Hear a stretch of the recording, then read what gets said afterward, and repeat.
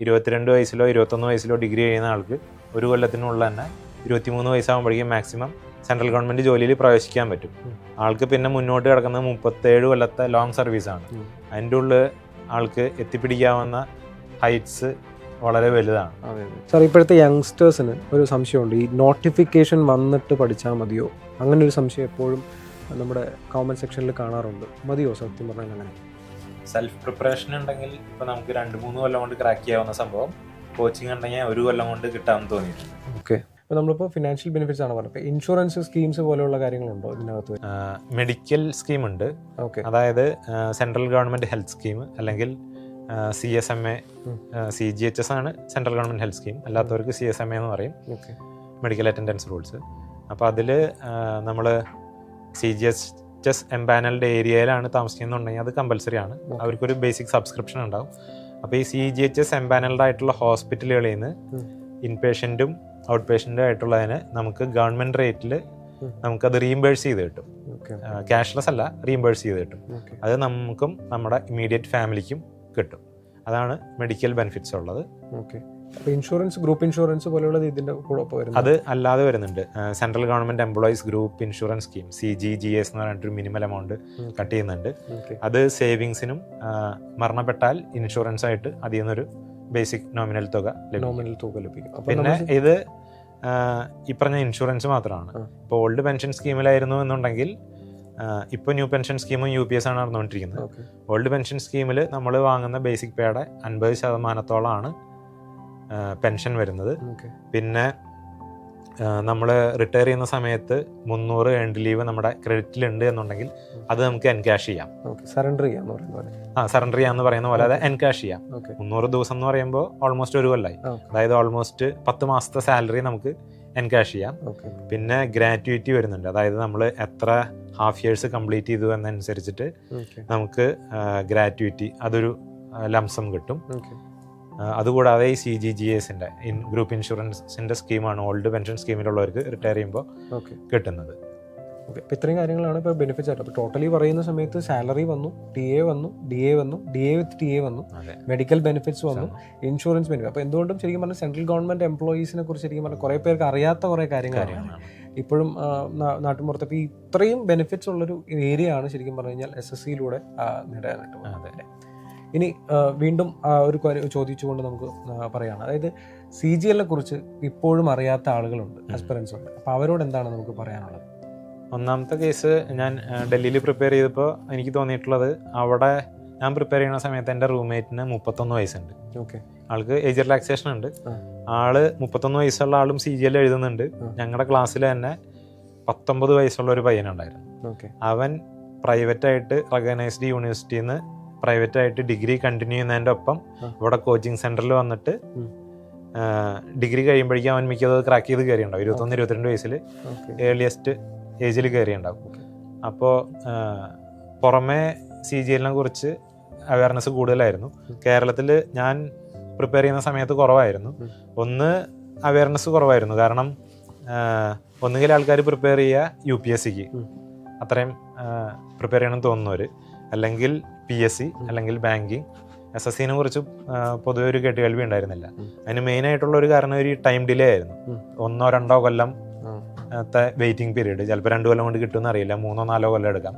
ഇപ്പോൾ അത് ആ ടൈം ഡിലേ കുറഞ്ഞിട്ടുള്ളതുകൊണ്ട്, പിന്നെ മറ്റേ കൊറോണയ്ക്ക് ശേഷം കുറച്ചും കൂടെ അവയർനെസ് കൂടിയിട്ടുള്ളതുകൊണ്ടും എല്ലാവരും നെറ്റിലായതുകൊണ്ട് ഇതിൻ്റെ സാധ്യതകളെ കുറിച്ച് അറിയാവുന്നതുകൊണ്ടും ടൈം കൺസംഷൻ കുറഞ്ഞിട്ടുള്ളതുകൊണ്ടും ആൾക്കാർ കൂടുതൽ ഇതിനകത്തേക്ക് കടന്നു വരുന്നുണ്ട്.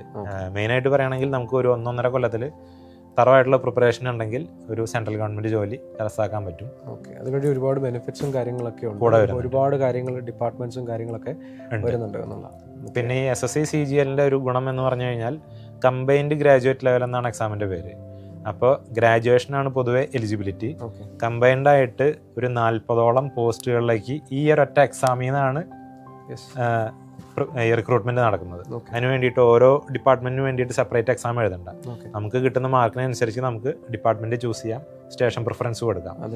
അപ്പോൾ അത് വലിയൊരു ഗുണമാണ്. ഒരു അഡ്വാൻറ്റേജ് ആണ്. നമ്മളിപ്പോൾ ഓരോ ഡിപ്പാർട്ട്മെന്റ്സിന്റെ എക്സാംസ് ഇപ്പോൾ സെപ്പറേറ്റ് അപ്ലിക്കേഷൻ വെക്കേണ്ടതിന് പകരം ഇപ്പോൾ ഒറ്റ എക്സാമിലൂടെ നമുക്ക് ഇത്രയും പോസ്റ്റുകൾ അപ്ലൈ ചെയ്യാനായിട്ട് പറ്റും. സാർ, അപ്പോൾ സെൽഫ് പ്രിപ്പറേഷൻ ഉണ്ടായിരുന്നു എന്ന് പറഞ്ഞു, പിന്നീട് കോച്ചിങ്ങിന് പോയി എന്ന് പറഞ്ഞു.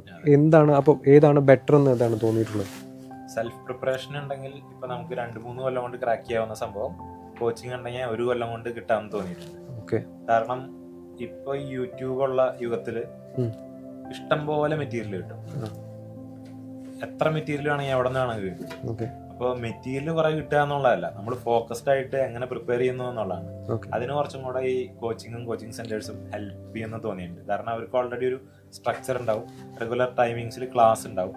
അപ്പോൾ അതുകൊണ്ട് നമുക്കത് കുറച്ചും കൂടെ ക്യാപ്സ്യൂൾ രൂപത്തിൽ പെട്ടെന്ന് കിട്ടുകയാണെന്നുണ്ടെങ്കിൽ നമുക്ക് ഈസിലി ആക്സസിബിൾ ആണ്, നമുക്കൊരു സ്ട്രക്ചറും ഉണ്ട്, നമുക്കത് പെട്ടെന്ന് തന്നെ ക്രാക്ക് ചെയ്യാൻ പറ്റുമെന്ന് തോന്നിയിട്ടുണ്ട്. കുറച്ചുകൂടെ ഓർഗനൈസ്ഡ് ആണ്.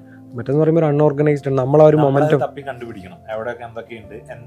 ഈ ഒരു 10,000 മെറ്റീരിയൽ ഉണ്ടെങ്കിൽ അതിനകത്ത് എത്ര മെറ്റീരിയൽ ആണ് എഫക്റ്റീവ്, അത് തപ്പി കണ്ടുപിടിക്കുമ്പോൾ തന്നെ ഒരു സമയം പോകും. അതുകൊണ്ടാണ് ഞാൻ നേരത്തെ പറഞ്ഞത് ഈ 2 കൊല്ലമോ 3 കൊല്ലമോ കൊണ്ട് സെൽഫ് പ്രിപ്പറേഷനിൽ ട്രാക്ക് ചെയ്യുന്നത് ചിലപ്പോൾ നമുക്ക് കോച്ചിങ് സെന്റേഴ്സിലാണെന്നുണ്ടെങ്കിൽ അല്ലെങ്കിൽ കോച്ചിങ് ഉണ്ട് എന്നുണ്ടെങ്കിൽ 1 കൊല്ലത്തിൽ ക്രാക്ക് ചെയ്യാൻ പറ്റും എന്ന് തോന്നിയിട്ടുള്ളത്. സാർ, ഇപ്പോഴത്തെ യങ്സ്റ്റേഴ്സിന് ഒരു സംശയമുണ്ട്, ഈ നോട്ടിഫിക്കേഷൻ വന്നിട്ട് പഠിച്ചാൽ മതിയോ? അങ്ങനെ ഒരു സംശയം എപ്പോഴും നമ്മുടെ കമന്റ് സെക്ഷനിൽ കാണാറുണ്ട്. മതിയോ സത്യം പറഞ്ഞാൽ? അങ്ങനെ ഇതൊരു ഡിഗ്രി എലിജിബിലിറ്റി ആയിട്ടുള്ള എക്സാം ആണ്. ഇതിന്റെ ബേസിക് സിലബസ് എന്ന് പറയുന്നത് 6 തൊട്ട് 12 വരെയുള്ള NCERT സിലബസ് ആണെന്നാണ് പൊതുവെ പറയപ്പെടുന്നത്. അപ്പൊ ഇതെല്ലാം നമുക്ക് മുൻകൂട്ടി അറിയാം. അപ്പൊ നമ്മള് ഡിഗ്രി ലെവലിൽ ചിലപ്പോൾ അത്ര ഇന്റൻസ് ആയിട്ടായിരിക്കില്ല ഇതിനു വേണ്ടി പ്രിപ്പയർ ചെയ്തിട്ടുണ്ടാവാം. അപ്പൊ മുന്നൊരുക്കായിട്ട് ഒരു കാര്യം ചെയ്യാവുന്ന എന്താണെന്ന് വെച്ച് കഴിഞ്ഞാൽ, ഡിഗ്രിക്ക് പഠിച്ചു തുടങ്ങുമ്പോഴോ അല്ലെങ്കിൽ ഡിഗ്രി അവസാനം എത്താറാവണോന്റെ ഇടയിൽ നമ്മൾ ഇതിന്റെ ഒരു ക്രാഷ് കോഴ്സോ അല്ലെങ്കിൽ കോഴ്സോ ചെയ്തിരുന്നു കഴിഞ്ഞാൽ നമുക്ക് അതിനെ കുറിച്ചൊരു ധാരണയാവുകയും ചെയ്യും. നമ്മൾ സീരിയസ് ആണെന്നുണ്ടെങ്കിൽ ഫസ്റ്റ് ചാൻസിൽ തന്നെ ഇത് ക്രാക്ക് ചെയ്യാനും പറ്റും. അപ്പോൾ ഡിഗ്രി കഴിഞ്ഞ് 21 വയസ്സിൽ ഡിഗ്രി കഴിയുന്ന അല്ലെങ്കിൽ 22 വയസ്സിൽ ഡിഗ്രി കഴിയുന്ന ഒരാൾക്ക് 23 വയസ്സിൽ തന്നെ സർവീസിൽ കയറി കഴിഞ്ഞാൽ പിന്നെ 60ാമത്തെ വയസ്സ് വരെ 27 കൊല്ലമുണ്ട്. 27 കൊല്ലത്തെ സർവീസ് 37 കൊല്ലത്തെ സർവീസ് എന്ന് പറഞ്ഞു കഴിഞ്ഞാൽ വലിയ സർവീസ്. അപ്പൊ വലിയ പോസ്റ്റുകളിൽ കീഴടക്കാവുന്നതാണ്. അപ്പൊ അങ്ങനെ ചെറിയ കാലത്തിൽ തന്നെ ഇപ്പൊ ഡിഗ്രി ജോയിൻ ചെയ്യുന്ന സമയത്ത് തന്നെ ഉള്ള ആളുകൾ പരിചയം ഉണ്ടോ? ഞാൻ ഡൽഹിയിൽ പ്രിപ്പയർ ചെയ്തിരുന്ന സമയത്ത് എന്റെ റൂംമേറ്റിന് 31 വയസ്സുള്ള ആള് പ്രിപ്പയർ ചെയ്തിരുന്നു.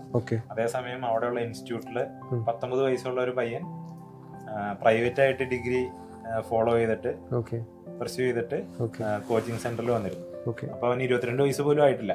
19 വയസ്സിലെ അവൻ കോച്ചിങ് സെന്ററിൽ വന്ന് ഇതിന് പ്രിപ്പയർ ചെയ്തുകൊണ്ടിരിക്കുകയാണ്. ഡിഗ്രി അവൻ പ്രൈവറ്റ് ആയിട്ട് എടുത്തുകൊണ്ടിരിക്കുകയാണ്. അപ്പൊ അവൻ ഡിഗ്രി കഴിഞ്ഞ് ഫസ്റ്റ് ചാൻസിൽ ക്രാക്ക് ചെയ്യുമെന്നുള്ളത് ഉറപ്പാണ്. കാരണം അവന്റെ ഫോക്കസും അങ്ങനെയാണ്. 23 വയസ്സിൽ തന്നെ ജോലിക്ക് കയറാവുന്നതാണ്. ആ ഒരു മുന്നൊരുക്കം ഉണ്ട് എന്നുണ്ടെങ്കിൽ അതിനുള്ള റിസോഴ്സസും ഇപ്പോൾ വളരെയധികം അവൈലബിൾ ആണ്. അപ്പം കൃത്യമായിട്ട് പറയുകയാണെങ്കിൽ നോട്ടിഫിക്കേഷൻ വന്നതിന് ശേഷം പഠിച്ചാൽ പോരാ അല്ലേ? പോരാ. കാരണം എന്ന് വെച്ച് കഴിഞ്ഞാൽ ഇതിന്റെ സിലബസ് വളരെ വാസ്റ്റ് ആണ്. ഇത് സിലബസ് തീർത്തിട്ട് നമുക്ക് എക്സാം എഴുതാൻ പറ്റില്ല. പിന്നെ നമ്മൾ നോട്ടിഫിക്കേഷൻ വന്നതിന് ശേഷം പ്രിപ്പയർ ചെയ്യാൻ തുടങ്ങുകയാണെന്നുണ്ടെങ്കിൽ ഡിഗ്രി സമയത്ത് ഇതിനെ കുറിച്ച് യാതൊരു ധാരണ ഇല്ല എന്നുണ്ടെങ്കിൽ ഈ സ്ലോട്ടിലേക്ക് ആ ഗ്രൂപ്പിലേക്ക് വീഴാൻ തന്നെ ചിലപ്പോൾ ഒരു 3-4 മാസം പിടിക്കും.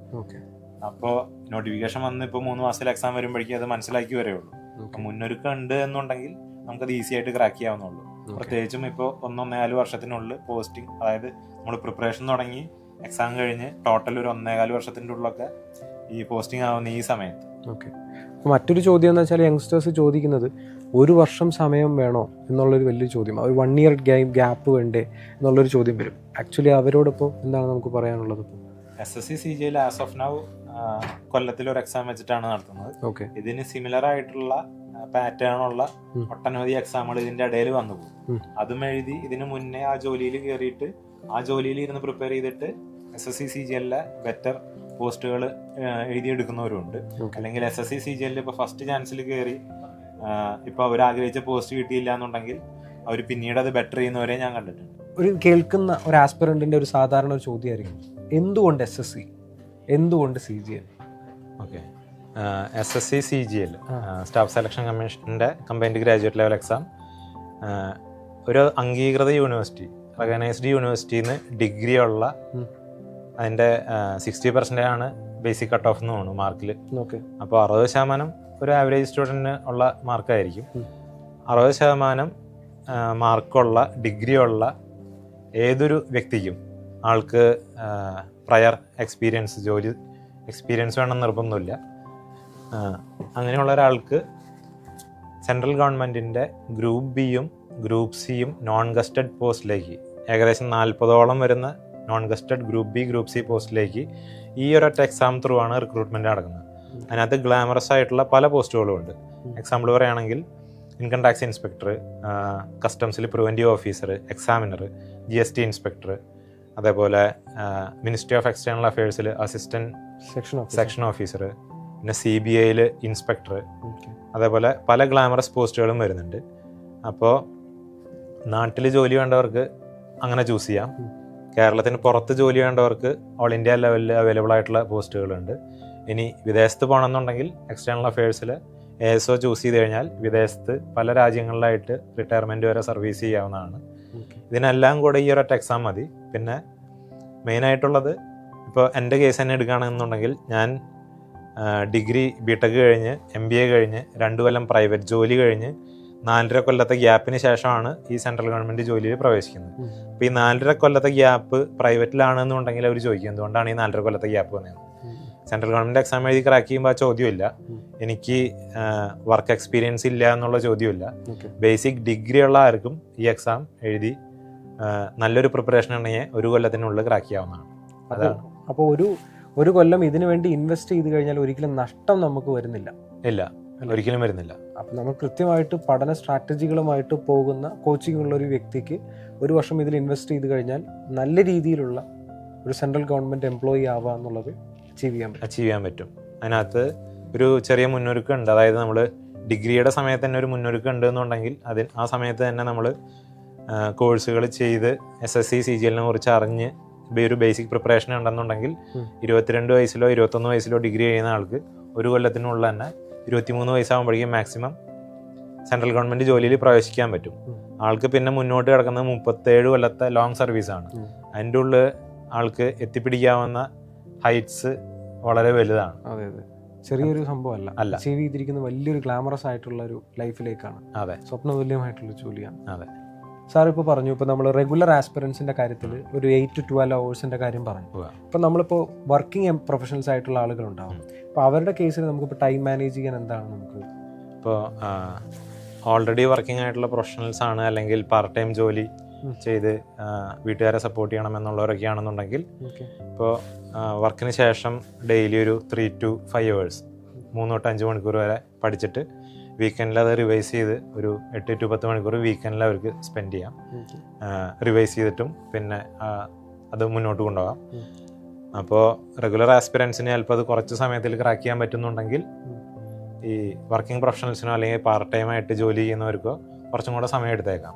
ഇപ്പോൾ റെഗുലർ ആസ്പിറൻസ് 1 year ക്രാക്ക് ചെയ്യാന്നുണ്ടെങ്കിൽ മറ്റവർക്ക് ചിലപ്പോൾ 2 കൊല്ലം എടുത്തേക്കാം. ഇത് വർത്താണോ എന്ന് വെച്ച് കഴിഞ്ഞാൽ ഞാൻ എവിടെയോ വായിച്ചിട്ടുള്ള എന്താണെന്ന് വെച്ച് കഴിഞ്ഞാൽ ഉസൈൻ ബോൾട്ട് ആണ് ലോകത്തിലെ ഏറ്റവും വേഗതയേറിയ മനുഷ്യൻ. 9.58 എന്നുള്ളത് ഇപ്പോഴും ക്രാക്ക് ചെയ്യപ്പെടാത്ത റെക്കോർഡാണ്. അതിനധികം എത്താനായിട്ട് 3 മണിക്കൂർ വീതം 4 കൊല്ലത്ത് പരിശ്രമം കൊണ്ടാണ് ഈ 9.58 സെക്കൻഡിൽ എത്തിയത്.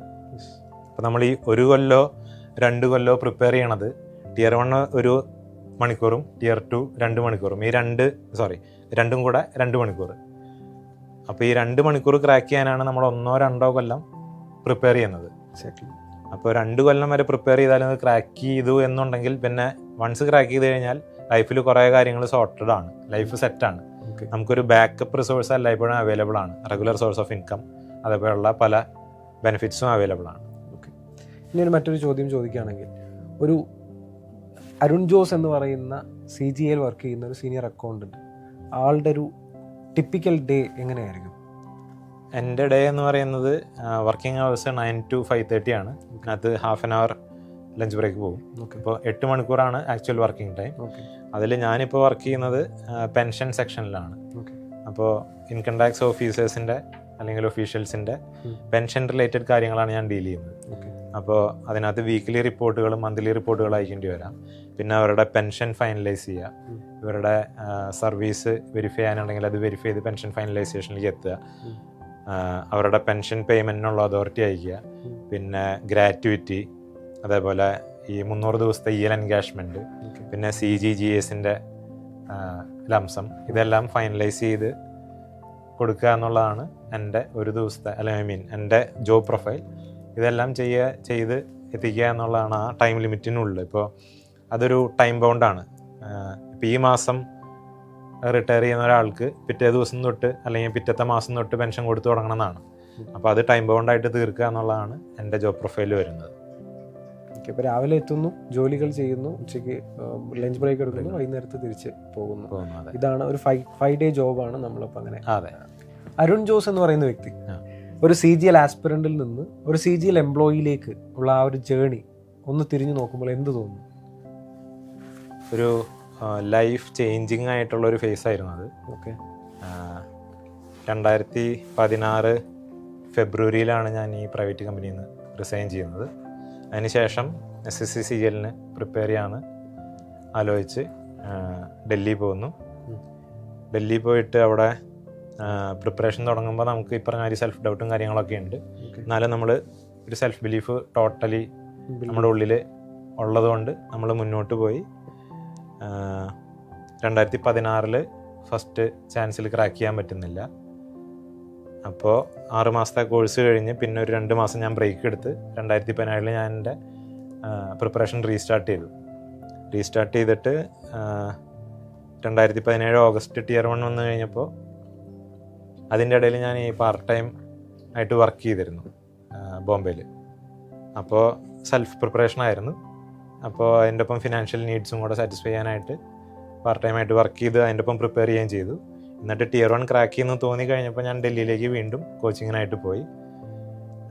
2018 ഫെബ്രുവരിയിലായിരുന്നു Tier 2 നടന്നിരുന്നത്. അന്ന് ഓൾ ഇന്ത്യ ലെവലിൽ ഓൺലൈനിൽ എക്സാം എവിടെയോ ലീക്കായതുകൊണ്ട് അത് റീ എക്സാം മാർച്ചിൽ നടത്തി. 2018 മാർച്ചിൽ നടത്തി. അത് കഴിഞ്ഞ് 2018 ജൂലൈയിൽ Tier 3 നടന്നു. അന്ന് Tier 3 ഉണ്ടായിരുന്നു, അതായത് ഡിസ്ക്രിപ്റ്റീവ് ആയിട്ടുള്ള ഇംഗ്ലീഷ് പേപ്പർ ഉണ്ടായിരുന്നു. അതിനുശേഷം ഞാൻ പഠിപ്പിക്കാനായിട്ട് കയറി. SSC CGLൻ്റെ തന്നെ മാത്സ് ഫാക്കൽറ്റി ആയിട്ട് ഞാൻ കയറി. 2018 ജൂലൈയിലായിരുന്നു അത്. ജൂലൈയിൽ ഞാൻ ജോലിക്ക് കയറി ഒരു 10-11 ദിവസം കഴിഞ്ഞപ്പോൾ എൻ്റെ കസിൻ വിളിച്ചു പറഞ്ഞു, ഫാദറിന് ലിവർ ക്യാൻസർ ലാസ്റ്റ് സ്റ്റേജാണ്, ഡയഗ്നോസ് ചെയ്തിരിക്കുകയാണ്. അത്ര നാൾ അറിയുന്നുണ്ടായിരുന്നില്ല. അപ്പോൾ അത് ആളിനി ഒരാഴ്ചയും കൂടെ മാക്സിമം ഉണ്ടാവുള്ളൂ എന്ന് പറഞ്ഞപ്പോൾ ഞാൻ ഈ പറഞ്ഞ പ്രൈവറ്റ് കോച്ചിങ് സെൻറ്ററിൽ പറഞ്ഞു ഞാൻ റിസൈൻ ചെയ്യാണ്. കയറിയിട്ട് 10-11 ദിവസമായിട്ടുള്ളൂ. അമ്മയും പെങ്ങളും മാത്രമേ ഉള്ളൂ. ഞാൻ അപ്പോൾ വർക്ക് ചെയ്യുന്നത് ഈ ഫേം കോഴിക്കോടായിരുന്നു, എൻ്റെ വീട് തൃശ്ശൂരാണ്. അപ്പോൾ അവർ പറഞ്ഞു കുഴപ്പമില്ല, നീ പോയിട്ട് നോക്കിയിട്ട് പറഞ്ഞാൽ മതി, റിസൈൻ ചെയ്യണ്ട എന്ന് പറഞ്ഞിട്ട് ഞാൻ 2018 ജൂലൈയിൽ നാട്ടിലേക്ക് വന്നു.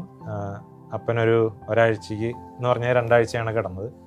ഓഗസ്റ്റ് 10 നമ്മുടെ ആദ്യത്തെ പ്രളയത്തിൻ്റെ ഒരു ഒരാഴ്ച മുന്നേ ഫാദർ മരിച്ച്. ഞാൻ വീണ്ടും ഈ പറഞ്ഞ പ്രൈവറ്റ് കോച്ചിങ് സെൻറ്റർ എന്നെ സപ്പോർട്ട് ചെയ്തുകൊണ്ട് ഞാൻ അവിടെ പോയിട്ട് റീജോയിൻ ചെയ്തു. 2018 ഓഗസ്റ്റിലാണത്. 2018 മെയ്യിൽ ഓൾറെഡി ഞാൻ ഇൻ്റലിജൻസ് ബ്യൂറോയുടെ ACIO എക്സാം ക്രാക്ക് ചെയ്തിരുന്നു. അതിൻ്റെ പ്രിലിംസും മെയിൻസും ക്രാക്ക് ചെയ്തിട്ട് ഇൻ്റർവ്യൂവിന് കുറച്ച് പേഴ്സണൽ റീസൺസ് കൊണ്ട് പോകാൻ പറ്റിയിരുന്നില്ല. അപ്പോൾ CGL മാത്രമായിരുന്നു മെയിനായിട്ട് നോക്കിയിരുന്നത്. IBയുടെ ACIO ക്രാക്ക് ചെയ്തിരുന്നെങ്കിലും എൻ്റെ ഇൻ്റർവ്യൂവിന് അറ്റംപ്റ്റ് ചെയ്യാൻ പറ്റിയില്ല. പിന്നെ ഓഗസ്റ്റിൽ ഫാദർ മരിച്ചതിന് ശേഷം സെപ്റ്റംബർ ആയി കഴിഞ്ഞപ്പോൾ ഈ ഓൺലൈൻ എക്സാം ക്രാക്ക് ചെയ്തതിനോടനുബന്ധിച്ച് CBI കേസും സുപ്രീം കോടതി കേസും വന്ന് ഈ എക്സാം ക്യാൻസൽ ചെയ്യുമോ, ഇത് സ്ക്രാപ്പ് ചെയ്ത് രണ്ടാമത് നടത്തുമോ എന്നുള്ള അനിശ്ചിതത്വങ്ങളൊക്കെ ഉണ്ടായിരുന്നു. അതൊരു ഏകദേശം 1 കൊല്ലത്തോളം കോർട്ട് കേസൊക്കെ ആയിട്ട് നീണ്ടു കഴിഞ്ഞപ്പോൾ നമുക്ക് കുറേ മാനസിക സംഘർഷങ്ങളുണ്ടായിരുന്നു. അതായത് സപ്പോർട്ട് ചെയ്തത് ഫാദറായിരുന്നു, ഫാദർ പോയി. എക്സാം പ്രിപ്പയർ ചെയ്തത് SSC CGL മാത്രമായിരുന്നു. അത് കിട്ടോ ഇല്ലയെന്നറിയില്ല. ഓൾറെഡി ഉണ്ടായിരുന്ന പ്രൈവറ്റ് ജോലി വിട്ട് 2 കൊല്ലം കഴിഞ്ഞു. അപ്പോൾ ഇനി തിരിച്ചു പോയി കഴിഞ്ഞാൽ പ്രൈവറ്റ് ജോലിയിൽ കയറിയാൽ സാലറി എന്താവുമെന്ന് അറിയില്ല. അങ്ങനെയൊക്കെ ഉള്ളൊരു സമയത്ത് പിന്നെ അതൊക്കെ ക്ലിയറായി. 2019 നവംബറോടനുബന്ധിച്ച് റാങ്ക് ലിസ്റ്റ് പബ്ലിഷ് ചെയ്തു. അപ്പോൾ നമുക്ക് പോസ്റ്റ് ഏകദേശം ഏതാന്ന് മനസ്സിലായി. 2020 ഫെബ്രുവരി ആയി കഴിഞ്ഞപ്പോൾ അവർ ലൊക്കേഷൻ പ്രിഫറൻസ് ചോദിച്ചു. 2020 മാർച്ച് 17 അപ്പോയിൻമെൻറ്റിൻ്റെ ഓഫർ വന്നു. അപ്പോയിൻമെൻറ്റ് ഓഫർ വന്ന് അത് അക്സെപ്റ്റ് ചെയ്താൽ മാത്രമാണ് നമുക്ക് അപ്പോയിൻമെൻറ്റ് ലെറ്റർ തരിക. അപ്പോൾ അപ്പോയിൻമെൻറ്റ് ലെറ്റർ തരുന്നതിന് മുന്നോടിയായിട്ട് കുറച്ച് ഫോംസ് ഡോക്യുമെൻറ്റ്സ് നമ്മൾ സബ്മിറ്റ് ചെയ്യണം. അപ്പോൾ മാർച്ച് 17 വരുന്നു, മാർച്ച് 24 ലോക്ക്ഡൗൺ പ്രഖ്യാപിക്കുന്നു. അപ്പോൾ കാര്യങ്ങൾ വീണ്ടും ഡിലേ ആയി. മാർച്ച് 1 1.5 മാസം കൊണ്ട് നടക്കേണ്ട അപ്പോയിൻമെൻറ്റ് പിന്നെ ഓഗസ്റ്റിലാണ് നടക്കുന്നത്. അപ്പോൾ ഈ സമയത്തൊക്കെ നമുക്ക് പ്രിപ്പയർ ചെയ്യുമ്പോഴും അല്ലാത്തപ്പോഴും ഒക്കെ ഉള്ള ഡൗട്ട്സ് എന്താണെന്ന് വെച്ച് കഴിഞ്ഞാൽ അത് നമ്മളെ കൊണ്ട് പറ്റുമോ പറ്റില്ല എന്നുള്ളതാണ്. അപ്പോൾ എനിക്ക് പേഴ്സണലി തോന്നിയിട്ടുള്ളത് നമ്മൾ ആത്മാർത്ഥമായിട്ട് കൺസിസ്റ്റൻ്റ് ആയിട്ടുള്ള എഫേർട്ട് ഇടുകയാണെന്നുണ്ടെങ്കിൽ ഒരു റിസൾട്ട് എപ്പോഴെങ്കിലും നല്ലൊരു റിസൾട്ട് കിട്ടുമെന്നാണ് എൻ്റെ ഒരു പേഴ്സണൽ എക്സ്പീരിയൻസ്. അപ്പോൾ ഇതാണ് എൻ്റെ ഒരു ബേസിക് ജേണി. അപ്പോൾ അവസാനം ഞാൻ വിചാരിച്ച തന്നെ കിട്ടി എന്നുള്ളതിൽ സംതൃപ്തനാണ്. പിന്നെ നമ്മൾ പ്രിപ്പയർ ചെയ്യണ സമയത്ത് ഒരു 6 മാസം ജോലിയില്ലാതെ ഇരുന്ന് പ്രിപ്പയർ ചെയ്യുകയാണെന്നുണ്ടെങ്കിൽ നാട്ടുകാർ ചോദിച്ചു തുടങ്ങും. കുറച്ച് നാൾ കഴിഞ്ഞാൽ ചിലപ്പോൾ വീട്ടുകാരോ സ്വന്തം വീട്ടിലുള്ളവർ ചോദിക്കും എന്തായി എന്നുള്ളത്.